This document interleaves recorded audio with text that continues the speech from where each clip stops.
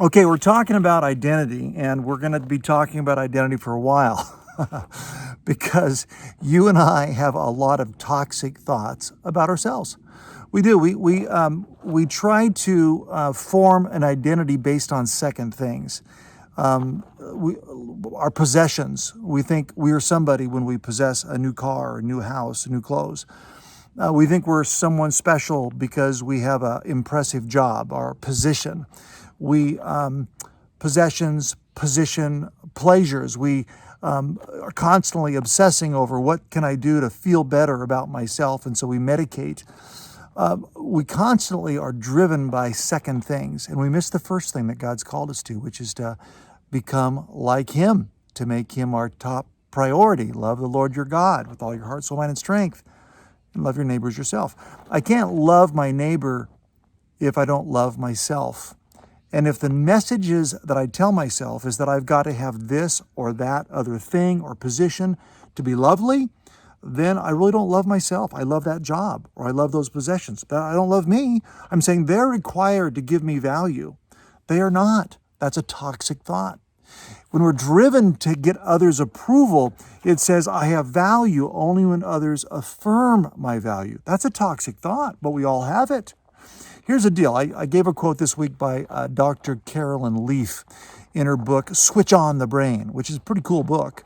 Does some research in terms of brain chemistry, right? That our brain, whenever we think something over and over, we develop grooves, literally grooves in the brain.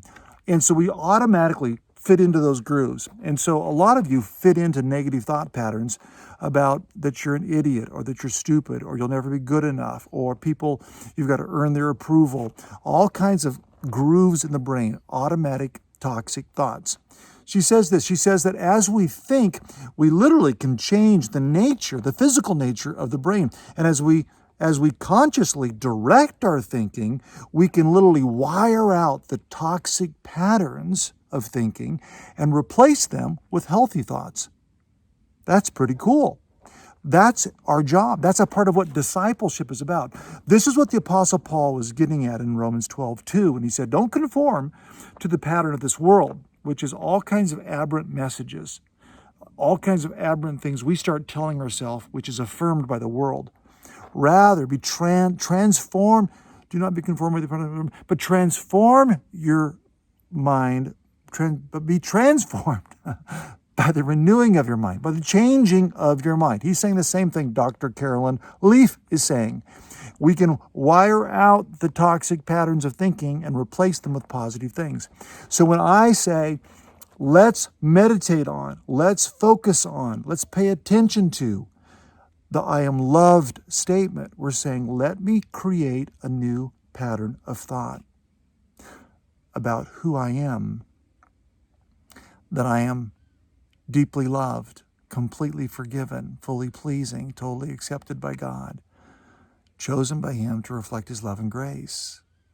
When I begin to think that way, when I change the thoughts, I begin to create a new groove, a new groove that God wants you and I to be in and stay in, because it's His groove. It's His statement for us. It changes the way we see ourselves. And when I change the way I see myself, I can change how I behave myself.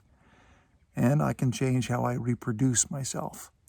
Because the way you see yourself, your kids will begin to see themselves in the same way, or your grandchildren, or your coworkers. You and I have influence on others. Let's let that influence be influenced by what God says more than what the world says. You matter. Therefore, let's say it together. I will focus on and celebrate that I am God's beloved child, that He loved me when I was unlovely, unworthy, and undeserving, that I might begin to see myself through His eyes, that I am a child of God, deeply loved, completely forgiven, fully pleasing, totally accepted by God, chosen by Him to reflect His love and grace. You're getting it. You're getting it. God bless you. I look forward to seeing you tomorrow.